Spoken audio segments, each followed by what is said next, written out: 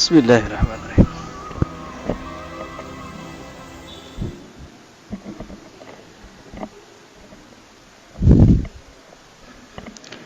Bismillahirrahmanirrahim. Alhamdulillahi rabbil alamin. Assalatu wassalamu ala asyrafil mursalin. Alhamdulillahilladzi allafa baina qulubina fa asbahna bi ni'matihi ikhwana. Asyhadu an la ilaha illallah wa anna Muhammadan abduhu wa rasuluh. Allahumma salli wa sallim wa barik ala Muhammadin al-alimil hadin nadhiril bashiri alaihi afdhalus salatu wa taslim wa ala alihi wa ashabihi wa ansarihi wa junudihi wa man tabi'ahum bi ihsanin ila yaumiddin. Amma ba'd. Fa ya ibadallah, usi nafsi wa iyyakum bi taqwallahi wa ta'atihi la'allakum tuflihun. Bapak Ibu yang dirahmati Allah, segala puji milik Allah. Salawat salam kita sanjungkan ke atas Nabi kita Rasulullah Muhammad sallallahu alaihi wa alihi wa sahbihi wasallam.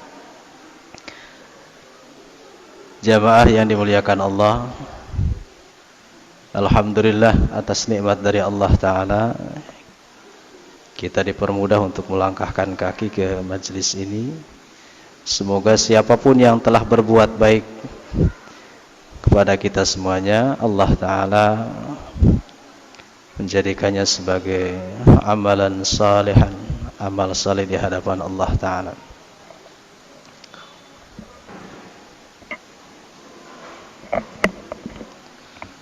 Jamaah yang dimuliakan Allah,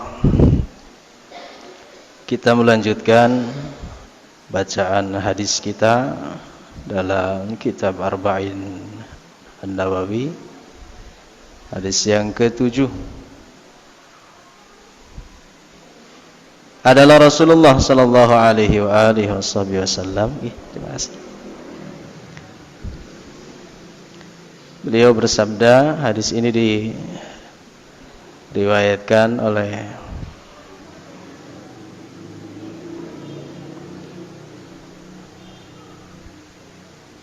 atau diterima dari Abi Tamim bin Aus Ad-Dari radhiyallahu anhu. Anna Nabiya sallallahu alaihi wasallam qala ad-dinun nasiha. Qulna liman? Qala lillahi wa li rasulihi wa li a'immatil muslimina wa 'ammatihim. Adalah hadis Muslim, hadis yang ke-55.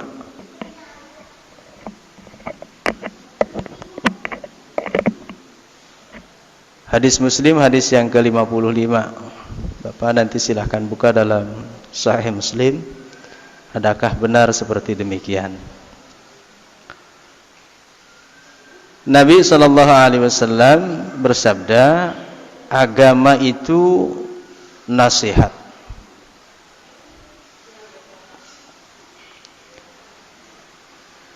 Kata nasihat ini sudah diserap menjadi bahasa Indonesia. Umumnya orang memahami nasihat itu adalah wejangan, termasuk juga makna nasihat adalah pengingat, cara orang Sunda tapepeling gitu,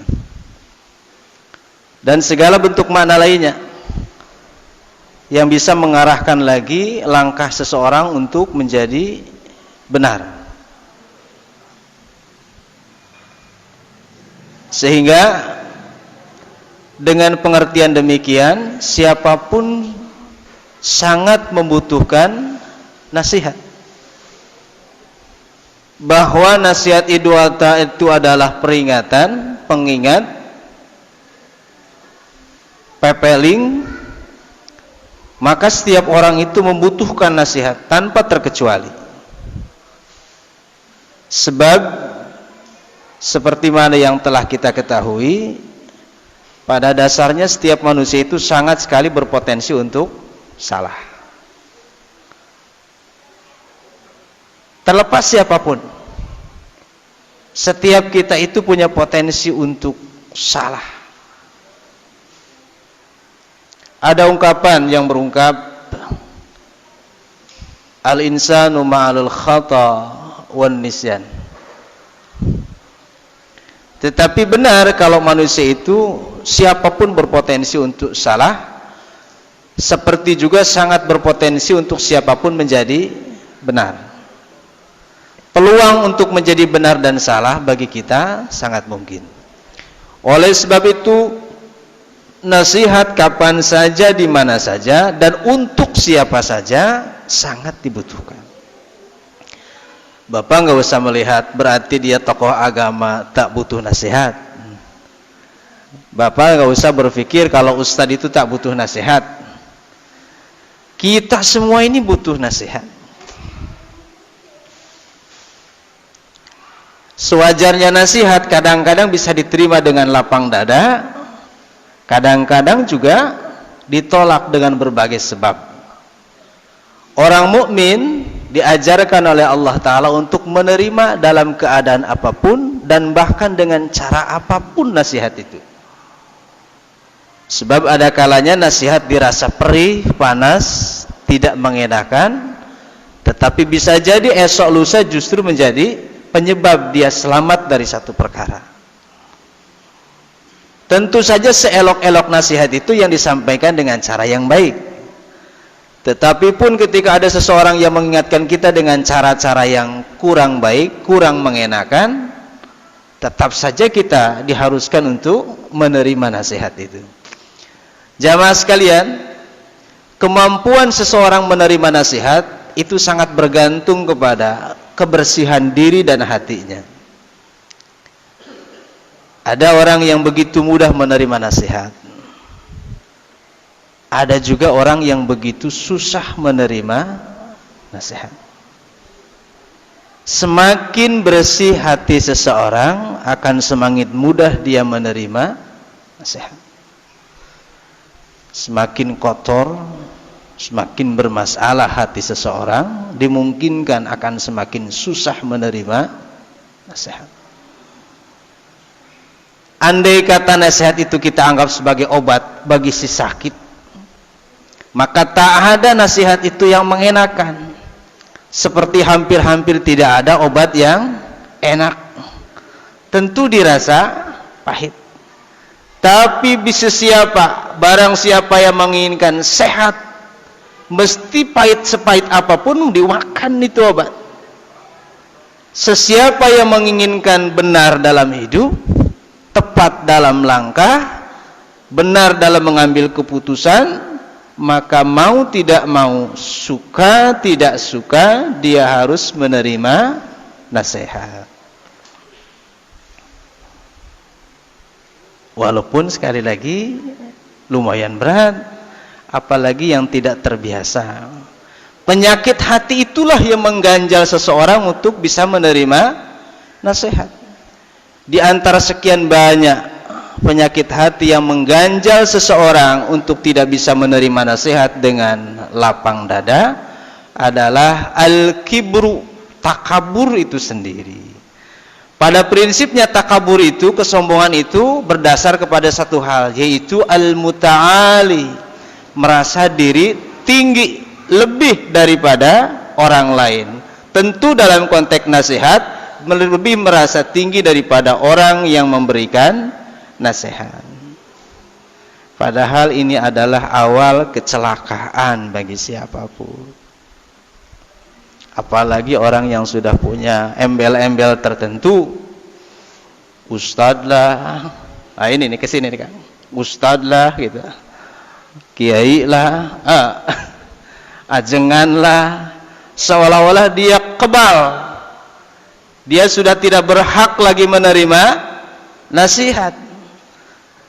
Seolah-olah dirinya itu sudah identik dengan yang namanya benar.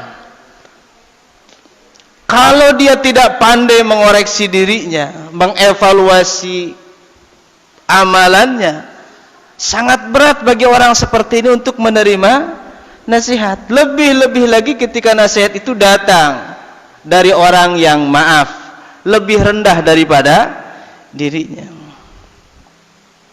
Makna lebih rendah itu tentu saja dengan berbagai macamnya. saja, rendah keilmuannya, rendah usianya, rendah kepangkatannya, rendah status sosialnya, itu semua akan semakin berat dirasa oleh dia. Padahal yang namanya kebaikan, Bapak Ibu semuanya, itu persis seperti air. Kalau air kita lihat, tak mungkin ada air yang mencari tempat ketinggian, maka hidayah dan taufik Allah pun tak mungkin sampai kepada hati yang berasa tinggi dari orang lain. Seperti Bapak tidak pernah melihat air yang berjalan ke arah ketinggian, maka hidayah, taufik dan pertolongan Allah pun tak mungkin Allah curahkan kepada hati yang tinggi hati. Mustahil. Nasihat ini juga untuk saya, Bapak Ibu sekalian. Berat rasanya memang menerima nasihat. Bapak berat menerima nasihat dari ibu. Orang tua berat menerima nasihat dari anak. Kiai, ustadz, ajengan, ulama berat sekali menerima nasihat, masukan daripada murid-muridnya, santri-santrinya. Pemerintah berat sekali menerima nasihat, masukan, kritikan dari rakyatnya. Susah memang kalau hati sudah terbelit penyakit kibr, muta'ali, serasa diri itu lebih. Maka hanya orang-orang yang ditolong oleh Allah lah yang siap untuk menerima nasihat itu. Rasulullah sallallahu alaihi wasallam, jamaah rahimakumullah, beliau tidak pernah anti dengan yang namanya masukan. Ada kalanya beliau dikritik oleh para sahabat. Andai itu memang sesuatu yang rasional, lebih logis, lebih masuk akal, lebih bisa untuk diamalkan, beliau tidak pernah terima.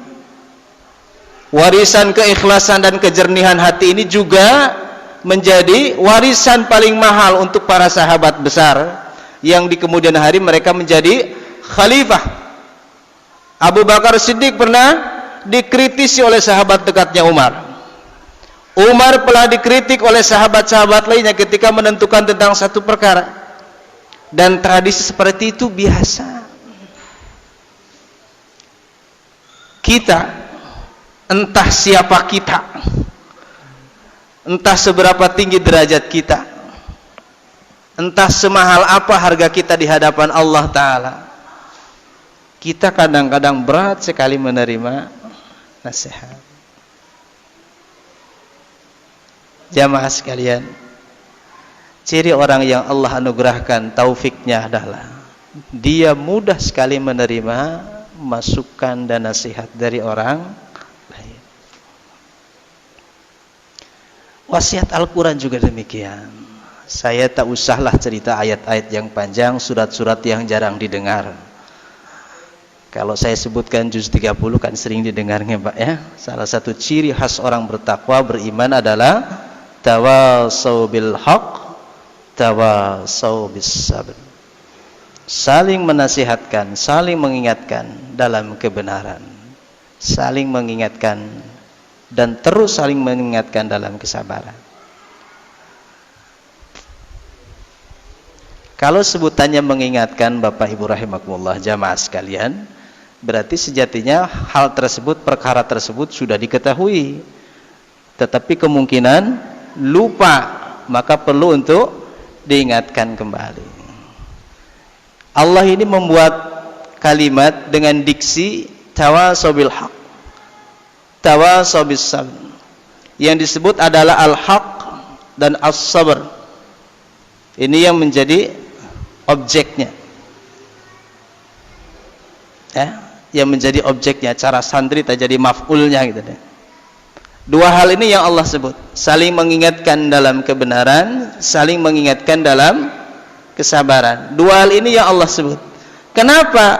Sebab sejatinya setiap orang itu tahu apa itu benar, apa itu sabar. Ya, Pak. Apa itu benar, apa itu sabar. Setiap kita tahu Bahkan benar dan sabar itu sudah dibawa manusia sejak dia lahir. Fitrahnya yang mengajarkan tentang benar, fitrahnya yang mengajarkan manusia tentang sabar. Tetapi seringkali kita lupa.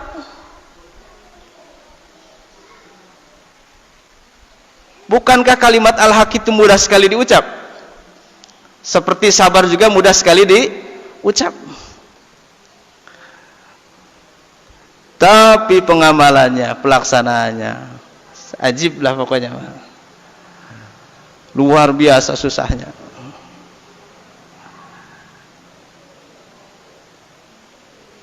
Benar itu siapapun tahu, bahkan tanpa ngaji sekalipun, secara dasar fitrah manusia sudah tahu mana yang benar, mana yang salah.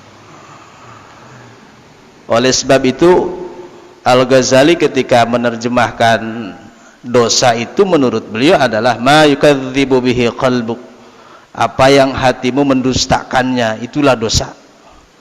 Bapak melakukan sesuatu tapi hati nolak, dosa itu. Oke, nggak usah cari-cari Quran, nggak apa-apa, itu pasti dosa lah deh. Kita melakukan sesuatu tapi hati merontak, hati menolak.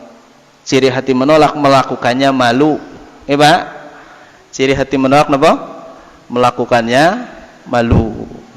Itu pasti dosa. Kita melakukan sesuatu tapi kita malu kelihatan orang, pasti dosa itu. Bukankah orang yang tidak mempelajari agama secara mendalam juga sudah tahu tentang itu? Karena Allah menurunkan pembimbing dalam manusia itu dua. Satu ada yang termaktub yaitu Al-Quran, yang kemudian diterjemahkan, diperjelas oleh Al-Hadits, sunnah Rasulullah SAW. Atau yang kedua, sesuatu yang mastur, tertutup, tetapi ia juga adalah bekal kebenaran seseorang. Apa itu? Fitrah. Fitrah manusia. Fitrah itu tersimpan jauh di dalam hati manusia. Nek cara Sunda namanya jatining rasa, Bapak. Rasa yang sebenarnya, diri yang sebenarnya itu fitrah. Tahu dia. Orang nggak ngaji sekalipun yang namanya bohong itu nggak boleh tahu, Pak.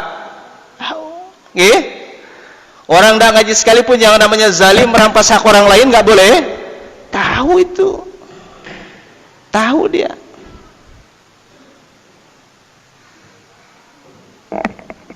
Tahu itu. Orang nggak ngaji sekalipun yang namanya merampas hak orang lain dengan cara zalim, membunuh orang, mencelai ke orang tanpa dengan alasan yang jelas tak dibenarkan, salah. Tahu. Tahu ya, Pak? Tahu. Orang tak ngaji sekalipun yang namanya mengambil hak-hak orang lain dengan cara-cara yang zalim, itu sebuah kesalahan, tahu? Tahu. Oleh sebab tahu, maka siapapun yang hati nuraninya, fitrahnya masih benar, masih ada, masih hidup, maka dia malu melakukannya. Ciri malu, dia nggak mau diketahui oleh orang lain.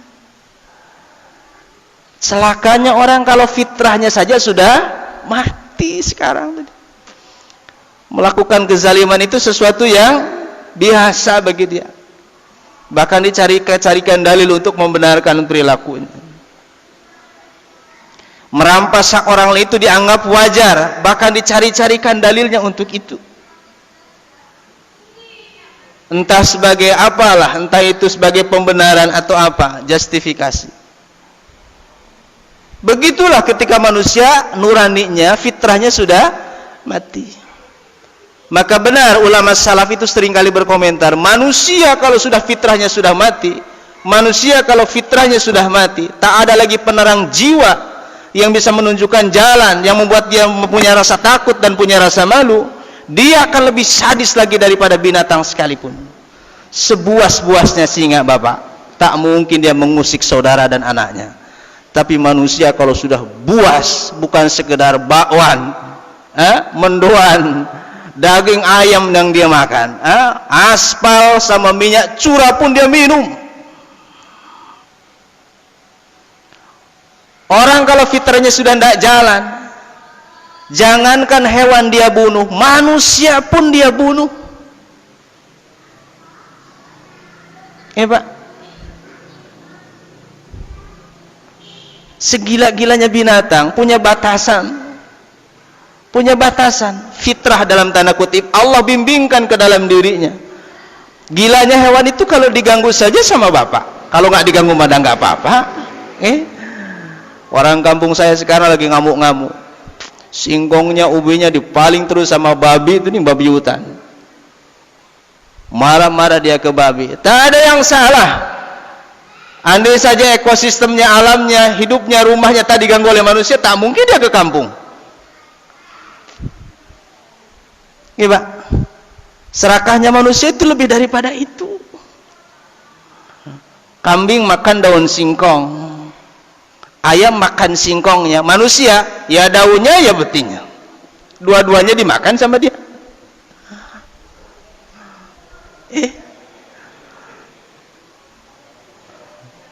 Segila-gilanya singa, segila-gilanya harimau, makan ayam tuh dagingnya dia makan, tapi bulunya enggak.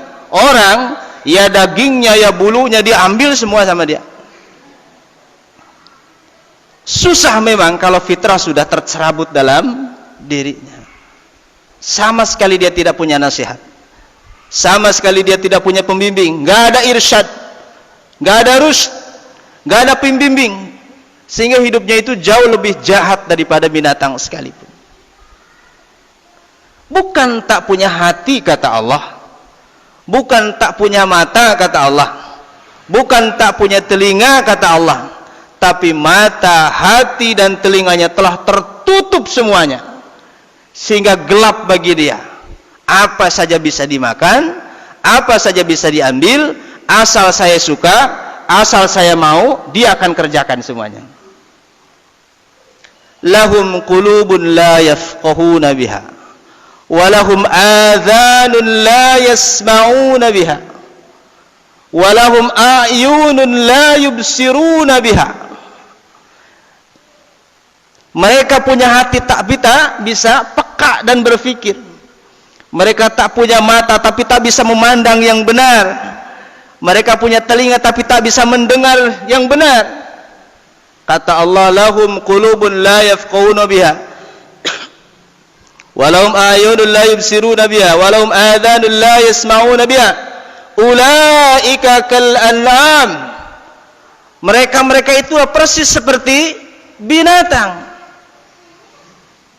Balhum adhal, bahkan lebih gila, lebih sesat lagi daripada binatang. Zaman sekarang mengarah ke sana, Bapak. Ini maaf nih Bapak jadi agak tegang begini. Zaman sekarang memaksa kita mengarah ke sana. Orang bilang loh zaman semakin tua ya Pak ya. Alam ini semakin tua. Memang orang semakin banyak kita lihat fenomena, semakin hilang daripada nuraninya itu. Semakin hilang cahaya imannya itu. Sehingga kita lihat sekarang fenomena orang yang akal sehat kita susah untuk bisa menalarnya.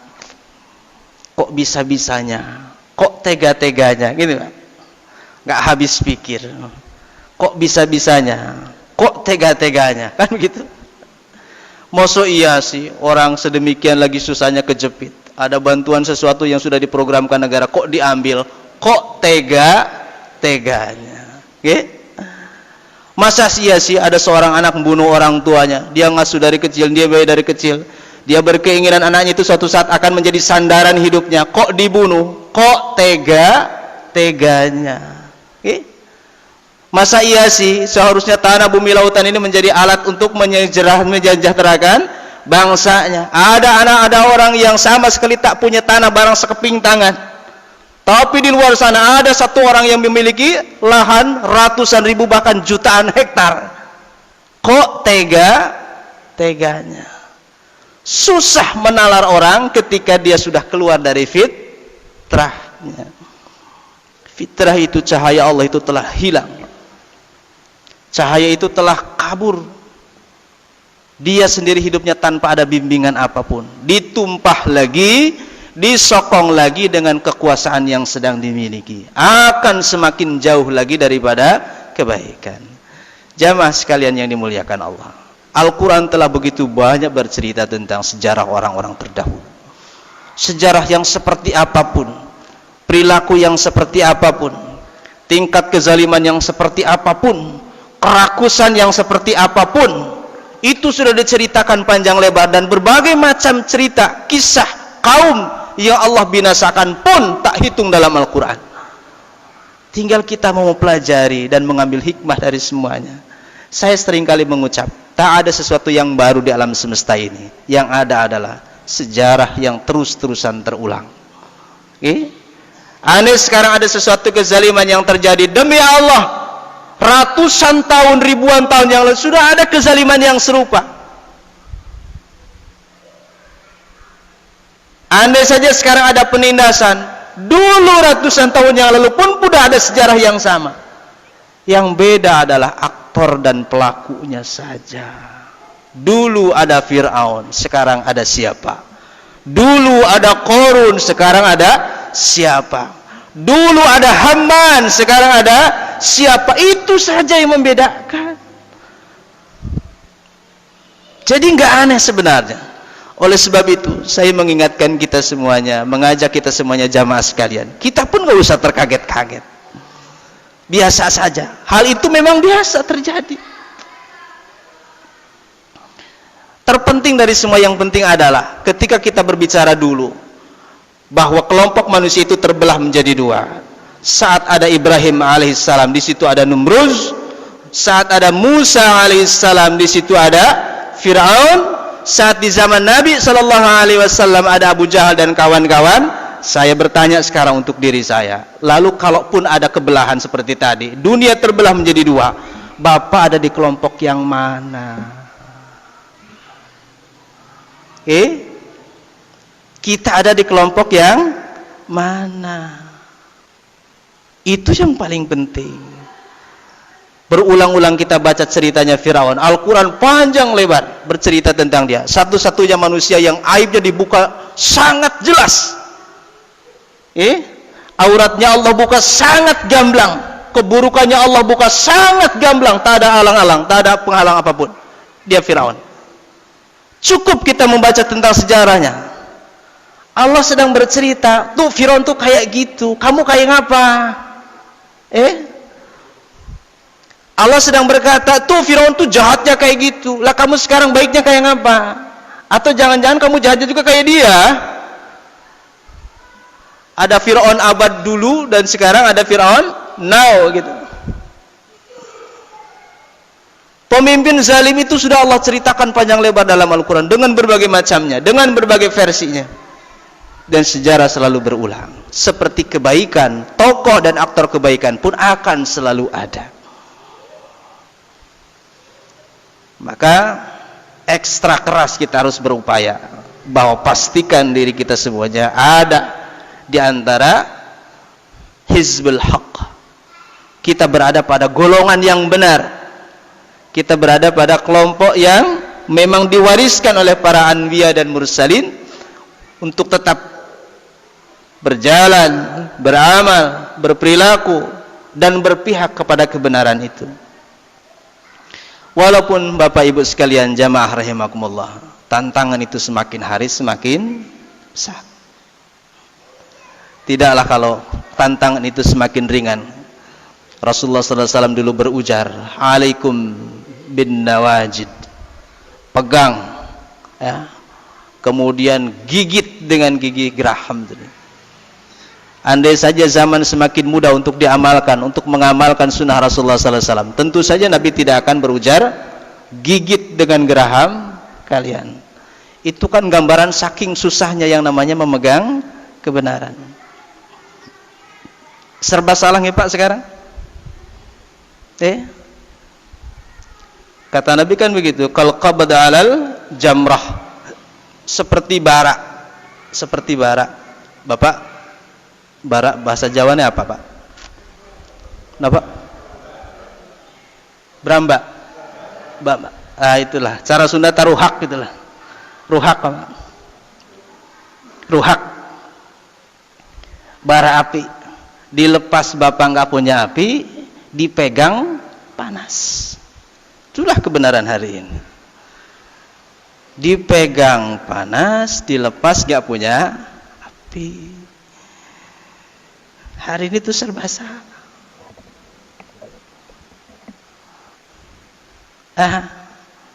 Istiqomah, konsisten, kita ingin sekali untuk melaksanakan, mengamalkan apa yang kita yakini. Siap-siap tuduhan, fitnahan, celaan akan datang. Bahasanya wes aneh-aneh lah sekarang. Yang ujungnya is itulah. Nama? Is itu. Yang ujungnya is ujungnya is semua. Fundamentalis, radikalis. Nah, ujungnya nanti teroris. Macam-macam. Sekedar ingin mengapresiasi, mengekspresikan keyakinan saja luar biasa. Dilepas agama ini ya siap-siap Bapak tak punya api, tak punya cahaya, tak punya kebenaran. Naudzubillah, mati dia dalam melepaskan imannya. Dia mati dalam kebodohannya, dalam kejahiliannya dan kekufurannya. Jamaah sekalian, terus-teruslah kepada Allah minta untuk dikuatkan dalam kebaikan. Tsabbit qalbi ala dinika wa ala ta'atik. Sebab memang tantangan zaman ini luar biasa. Saya belum masuk ke hadisnya Bapak Ibu sekalian, nggih. Besoklah pertemuan yang besok kita masuk ke matan hadisnya. Tantangan ini semakin hari semakin berat. Oleh sebab itu Rasulullah sallallahu alaihi wasallam pernah mengemuka, berujar pada para sahabat. Kata Nabi sallallahu alaihi wasallam, "Aina ikhwati?" Di manakah saudara-saudaraku? Para sahabat berujar, "Ya Rasulullah, wa nahnu ikhwanu." Kami ini saudaramu. Kata Rasulullah, "La, bukan. Kamu itu bukan saudaraku. Kamu itu adalah sahabatku." Para sahabat sudah mulai mengernyit dahinya. Kami ini bukan saudaramu dan kami ini sahabatmu. Lalu siapa saudaramu itu?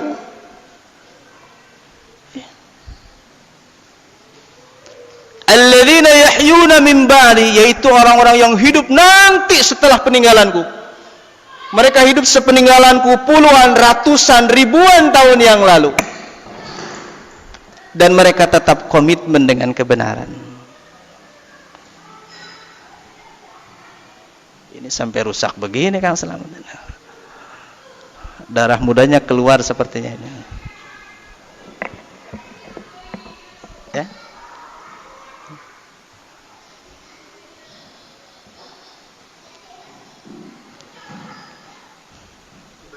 Oke, jazakallah khair.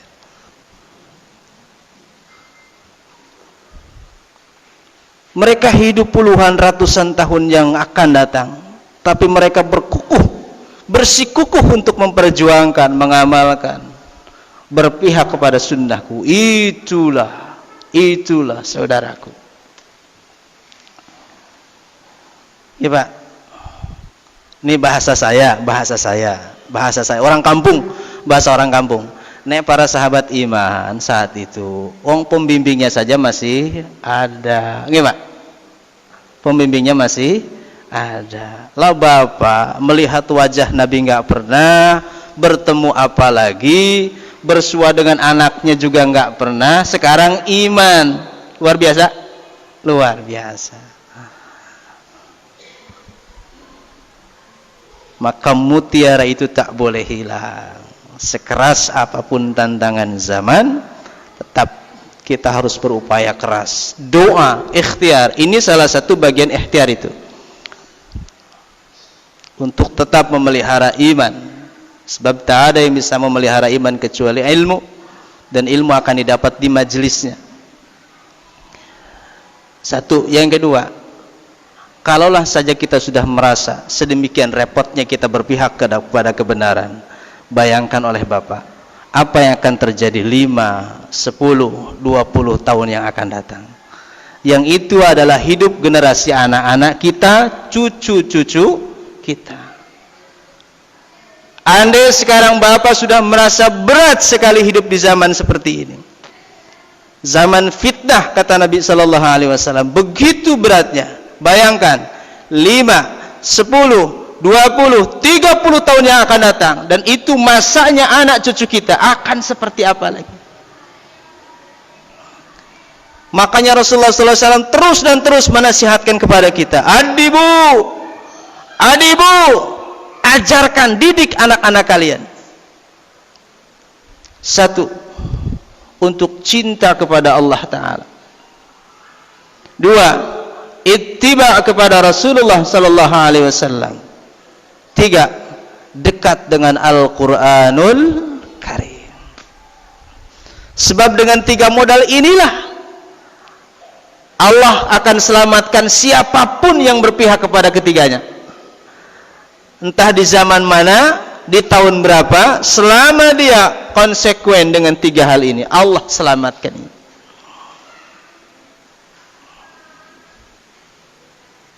Cinta Allah, cinta Nabi dan mengikuti sunnahnya, kemudian cinta Al-Quranul Karim. Ketiganya saling memperkuat satu sama lain. Orang yang cinta Allah dengan ikhlas, dengan benar, tentu saja dia akan mencintai Nabi-Nya. Orang yang cinta Allah, cinta Nabi, tentu saja dia akan mencintai kitabnya, Al-Quranul Karim. Ekspresi dan bentuk kecintaan itu bisa beragam ya Pak ya. Tetapi hakikat daripada cinta adalah taat. Apa? Taat. Nggih? Nurut cara orang Sunda mah. Manut, patuh. Nggih? Sebab cinta itu selalu mendorong orang untuk patuh. Kalau Bapak katakan saya cinta kepada Allah, itu sama dengan Bapak mengatakan saya patuh, manut, taat kepada Allah. Kalau Bapak katakan saya cinta kepada Rasulullah, itu berarti sama dengan Bapak mengatakan saya siap tunduk patuh kepada Rasulullah. Kalau Bapak Ibu sekalian, kita katakan saya pun cinta Al-Quran, maka itu sama dengan kita katakan saya siap menjadi pembela, pengamal, pelanjut Al-Quran. Jamaah sekalian, nasihat itu sangat berharga bagi siapapun, terutama bagi orang yang menginginkan hidupnya ada di jalan Allah Ta'ala. Saling menasihati seperti ini adalah wasilah bagi kita untuk terus memperkuat keimanan kita. Sebab kembali kepada pembicaraan saya di muka, tidak ada orang yang kebal dengan kesalahan.